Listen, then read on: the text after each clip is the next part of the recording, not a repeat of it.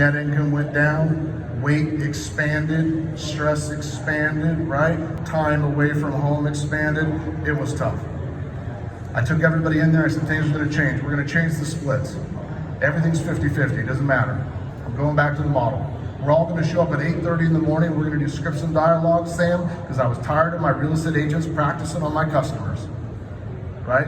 We're all gonna do a certain amount of lead gen activities, what we'll talk about today. A certain amount of calls, certain amount of open houses. We're all gonna follow up with our sphere. And if you don't wanna do it, ladies and gentlemen, here's the file in front of you that has a copy of your contract. I encourage you to rip it up and walk out the door. Within a couple months, many of them did because they couldn't handle the new standards of the business, and I rebuilt it. Within 1 year of rebuilding it, we went from 153 to nearly 280 closed transactions.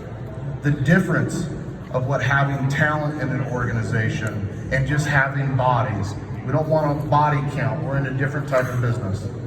So Bob, after that, what we did is we had to start giving up more activities. I wanted to stay taking listings, but I didn't have time to lead generate. I was hiring, recruiting, training the team, going on listing appointments.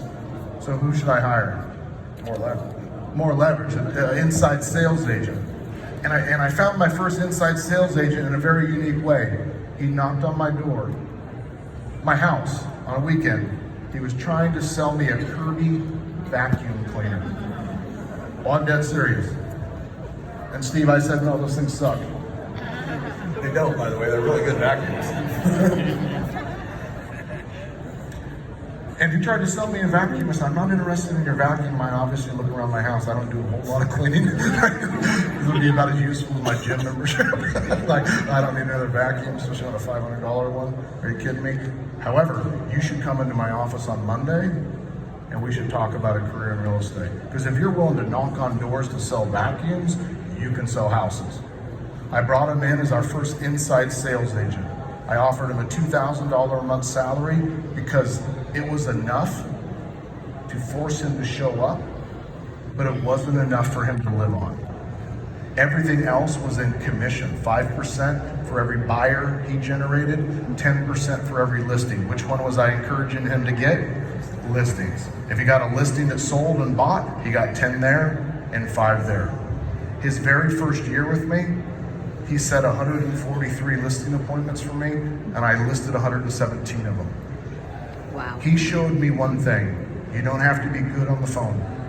You don't have to be trained. If you do the activities, you will get the appointments. I was bragging about him one day at a mega camp event, and somebody said, let's see how he does. I said, call him on his phone and just tell him you're calling him back. You got a home for sale. And they called him on the phone, and I was, watch this, ladies and gentlemen. We took a bunch of listings, right? They call him on the phone, and he was sputtering and stuttering and saying the wrong things. It was one of the worst calls I've ever seen in my life, and he didn't even know I was on the line. I thought to myself, even a blind squirrel finds a nut once in a while. Over time, he's still with us today, and he's a great agent. He developed the skills, but he showed me if you do the activities, the skills will come later. Now he does the activities every day and does the skills. Well, the next thing that I really gave up was running my listing appointments myself. If we look at a time frame in this is somewhere between 7 and 8 years in the business that I stopped going on listing appointments because it was the highest dollar per hour activity that I could do. So I brought in a listing agent. For the first year or so, him and I went on as many as we could together. I went on some separately, he went on some separately. Within a year or two, he took over 100%. He got paid, you guys are not gonna believe this, $2,000 a month because it was enough to force him to show up every day, but not enough for him to live on. And he got 10% on every listing closed. Many people sit back and they say, I don't know anybody who would work for 10%. And I thought to myself, they don't understand math. Because percentages, when you think about it that way, that's really for a poor mindset. What you really care about is the denominator. I'd work for 10% of whatever Gary makes right now. Gives Andy the baby, I'm in. The denominator matters, and the amount of hours that you spend doing something matters. So when you sit down with a listing agent, ISA or somebody, you say, well, how many hours did you work last year, Susan? What did you make? If I could show you how working the same amount of hours this year, you would make a lot more money, would you be interested? 99% of the time, Susan's gonna say, more money, same amount of time, bigger opportunity, I'm actually in. She's gonna raise her hand. I've never once mentioned the split because it actually doesn't matter. Does that make sense? That brought us to 500 transactions. Over time, I replaced myself in the Bellingham team. Jolene, our original assistant, was promoted as the CEO of that, and I started working on expansion. So today, as we work through this, we're gonna work through how we did that. What do these conversations sound like when you're talking to real estate agents? How do you pay them? These are the actual current compensation plans on our sales business. Why, you might ask? Well, that's what they wrote in the MREA book. And I'm a simple man, so I thought that should work okay. I haven't changed it more than once or twice in my entire career because it works really well. It's not complicated. There isn't big spreadsheets. There isn't big bonuses and calculated formulas. If you do 3 this month and 7 the next month, you get 1.47%. It's just simple. This is what you get. The only thing that I should clarify on there is where it says buyer's agents and showing agents. Our showing agents make on average 15%. That comes out of the buyer's agents 35% or 50%. So the buyer's agents make 35, showing agents make 15. Company always maintains their 50% gross. The 65 and 70%, this is if I give somebody an appointment and not a lead. In fact, we call it an appointment split. So if I give somebody a buyer appointment, they get 35%, I get 65%. If I give one of my sales agents a listing appointment, they get 30%, I get 70%. Still, in general, I try to give my listing leads to my listing agents and my buyer leads to my buyer's agents. But I transitioned and changed it to having buyer's agents and to having sales agents because buyer's agents wanted to work with sellers. They wanted to have their name on the sign, and by not having that as an option in my business, they felt like they had to go somewhere else instead of stay with me. Still today, the buyer's agents do 80% buyers and 20% listings. I even allow my listing agents to work with buyers. Why would I force them to not work with their friends and family if they had somebody that wanted to go look at a house? So we're all really called sales agents, but we have a focus of buyers or sellers. It also had them kind of open their eyes, right? Because everybody lives somewhere, and so they're working with all these buyers and sometimes weren't asking the right questions for us to end up listing their house. Yeah, absolutely. Now, Bob, your mom worked in corporate America for a long time. Yeah. Really long time, right? Yeah. And Bob's mom joined our sales team a couple years ago. And she's a phenomenal individual. We call her Grandma Gail. Grandma Gail started on a 50% split. Her first year on our sales team, she did 79 closed transactions. On a 50% split, that is a freaking lot of money. More than about anybody else that you could ever imagine that has a corporate job anywhere that you can think. Take 79 transactions times $12,000, probably average commission. Take half of that, she made a lot of money. She did it by following our model. So when you sit down with somebody, we can show people how if you can do 1 to 2 deals every month to stay, but you can do as much as Grandma Gail in her first year and do 80 transactions. There's an unlimited income opportunity. And the way that she talks about how Ben, he didn't recruit her, he just kind of showed her options, right? And in his world, you can come upstairs to the team or you can go downstairs and work in the brokerage. And so he laid out for her what the average agent downstairs in the brokerage does and what they bring home, and then what it looks like on his team up here. And so, and she'd tell you today, if she's around here, she is here somewhere, but she'd tell you today, for her, all that mattered is how many dollars she was going to put in her bank at the end of the day. Because she is a business person and she does business math. So when you're starting to build a really big business, we believe that you should start with your mission, vision, and values. So we're gonna walk you through that real quick, and then you can think about what is your mission, vision is gonna be. And then Sam, I'll come back to your question a little later if I haven't answered, okay? So when you're thinking about sitting down with somebody and talking to them about an opportunity to come work on your sales team, before you even jump into anything about yourself, you should start talking about them.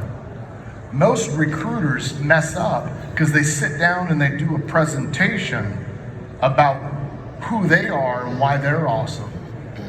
Most listing agents screw up because they sit down and they do a listing presentation about why they're awesome, not what they're going to do for the customer, what the customer actually wants. So one of the very first questions that I sit down with a new agent or a new partner is I say, let's talk a little bit about your goals and a little bit about your business.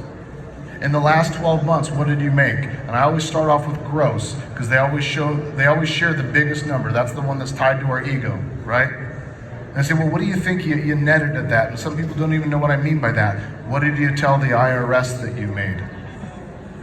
Right? What did you have left over after you paid all your expenses? That's awesome. So let's say I made $200,000 last year, and they say, but I got to keep 100% of it because I'm at a crappy brokerage somewhere else. I said, that's awesome. That's awesome, right? And I'm not on a sales team. That's awesome. That's awesome. Let's actually figure out what you made. And you add whatever little amount they paid their brokerage, and you add their rent and their copies and their coaching and their tech and their training and their software, their websites, their signs, their lock boxes, their Zillow leads, their client parties, all these other things.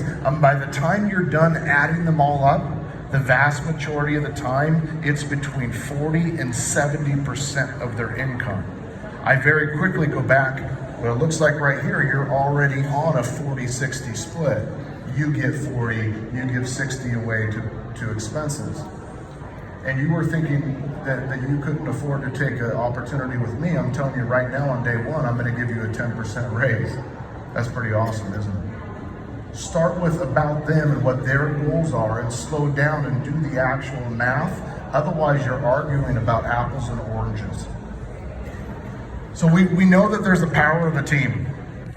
And we have to present this. What do you get? You have the ability to have all these resources that will help you be more productive.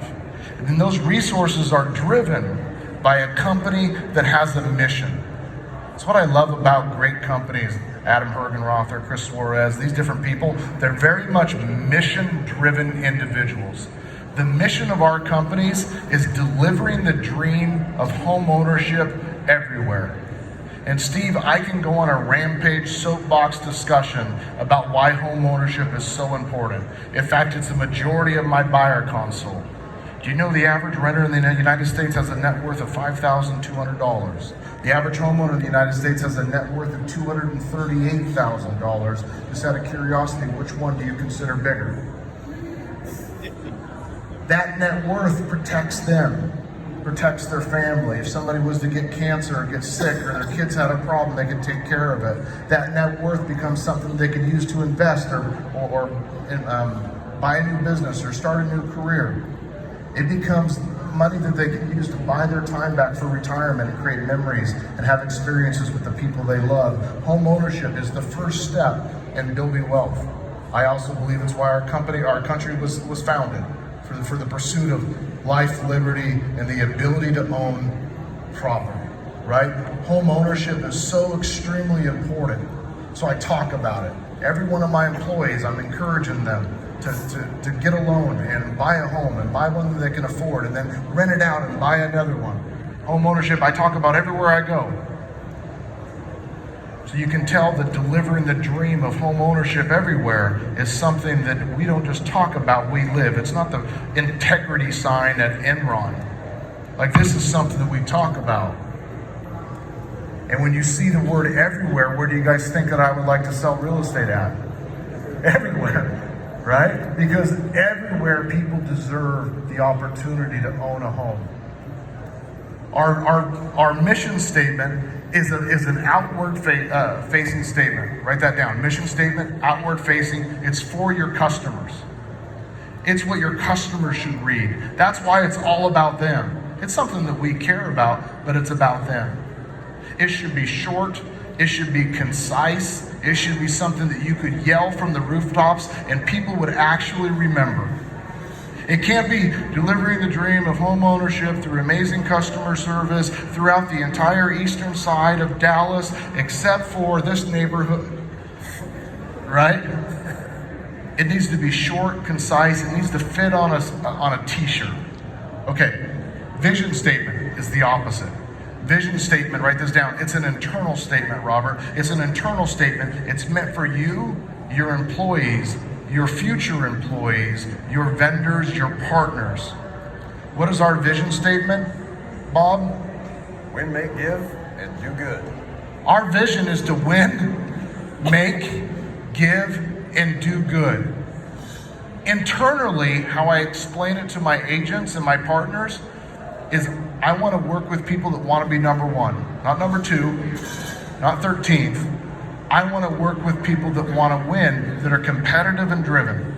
Because if I work with those types of people, they will end up becoming millionaires. So the second part of our vision statement is making millionaires. Not making the boss or the owner rich. It's making my agents and my employees millionaires through their career with me. Now, why is that important?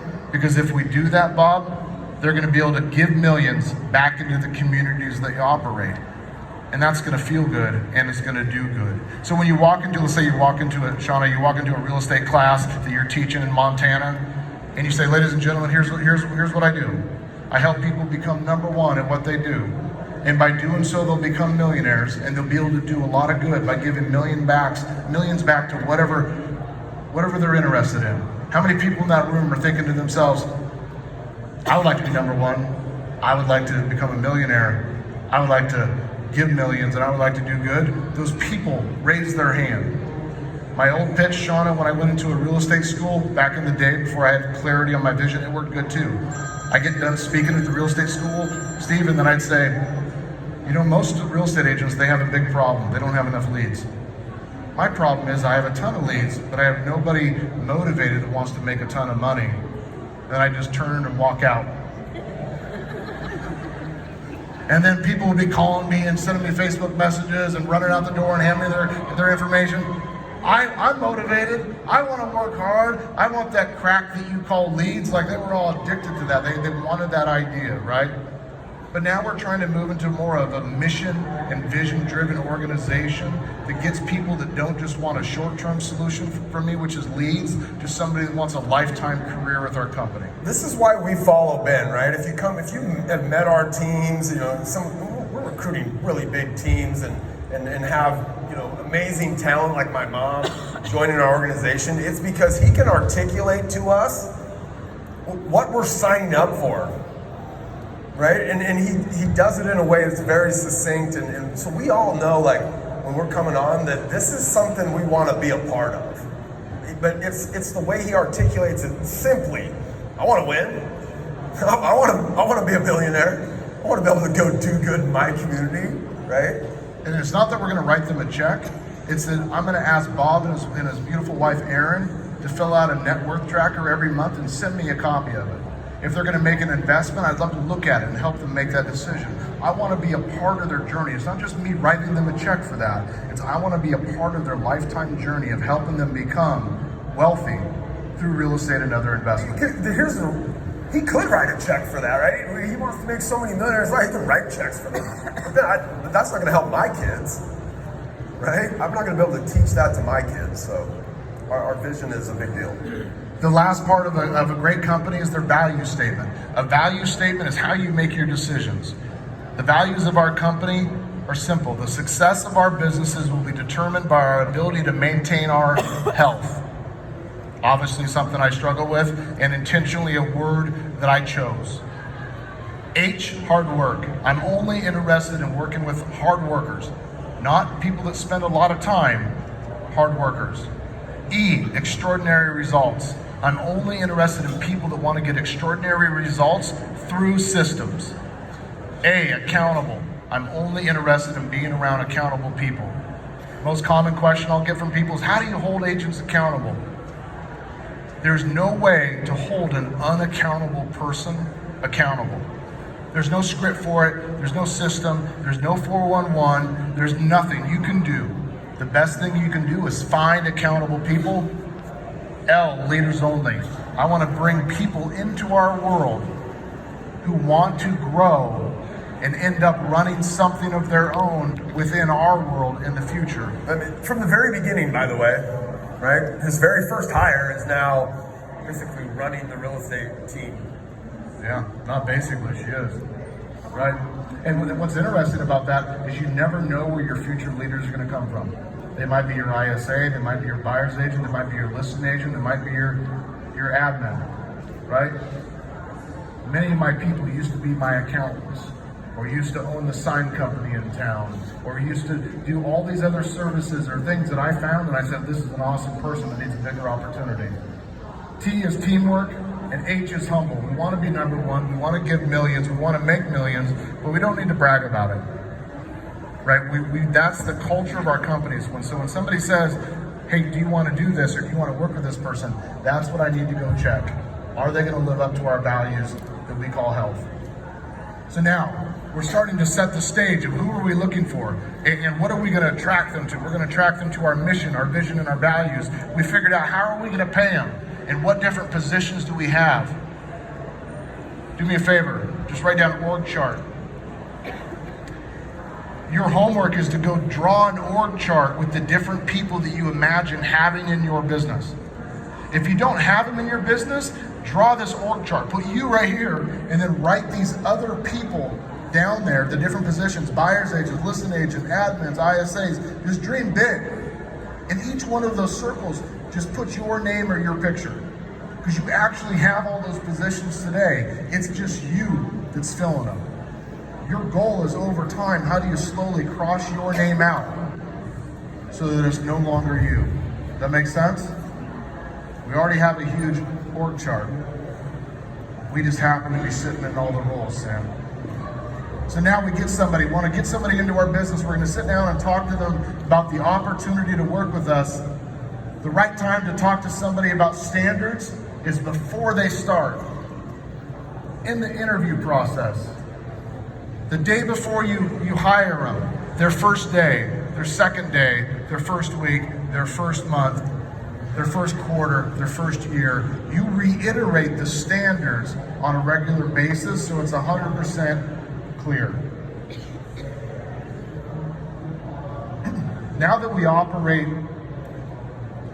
in a variety of 20-something plus states and so many different cities, the experience of somebody working with us can get diluted. Bob, did you ever watch the movie Founder?